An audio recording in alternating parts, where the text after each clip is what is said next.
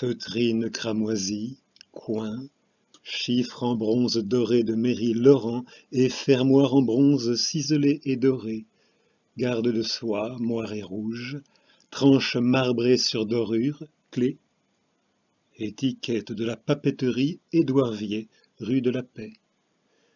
Ce très beau livre appartenait à Méry Laurent.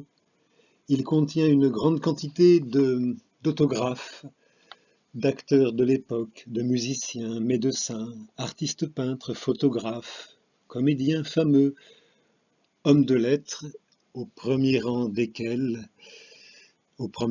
Stéphane Mallarmé, amant de Méry.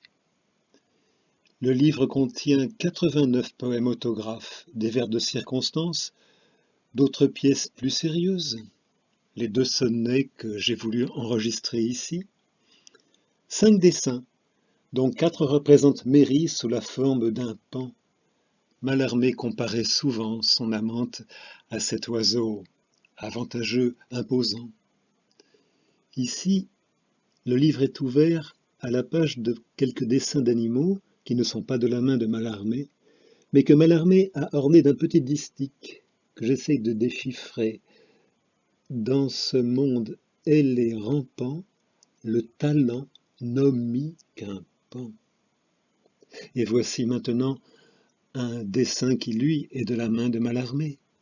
Méry est représenté sous la forme d'un paon et le poète lui offre ce quatrain. Pan, du souci qui m'éloignait, je suis quitte aujourd'hui dimanche, et je vous baise le poignet si vous écartez votre manche. Petit prélude aux 2 sonnets à Méry que je vais dire maintenant.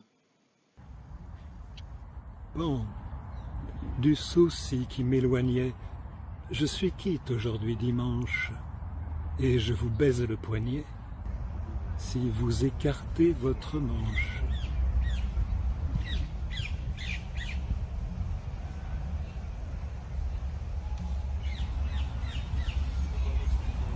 Oh, si chère de loin, si proche et blanche, si délicieusement toi, Méry, que je songe à quelque baume rare émané par mensonge sur aucun bouquetier de cristal obscurci.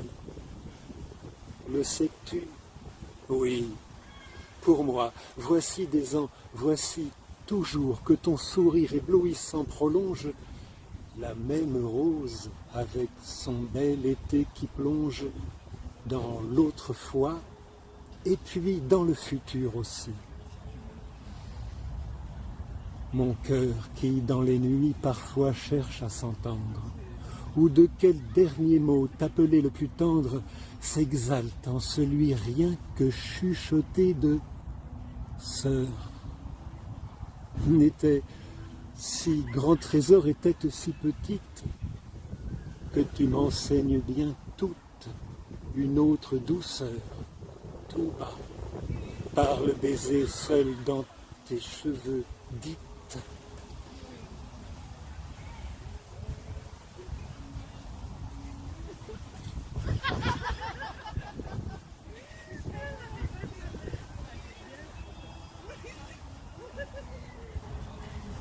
Dame, sans trop d'ardeur, à la fois enflammant la rose qui cruelle ou déchirée hélas, même du blanc habit de pourpre le délace pour ouïr dans sa chair pleurer le diamant.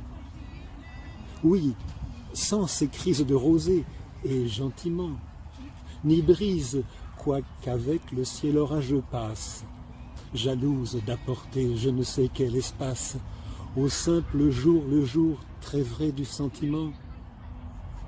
Ne te semble-t-il pas, disons que chaque année, dont sur ton front renaît la grâce spontanée, suffise, selon quelque apparence, et pour moi, comme un éventail frais dans la chambre s'étonne, à raviver du peu qu'il faut ici des mois, toute notre native amitié monotone.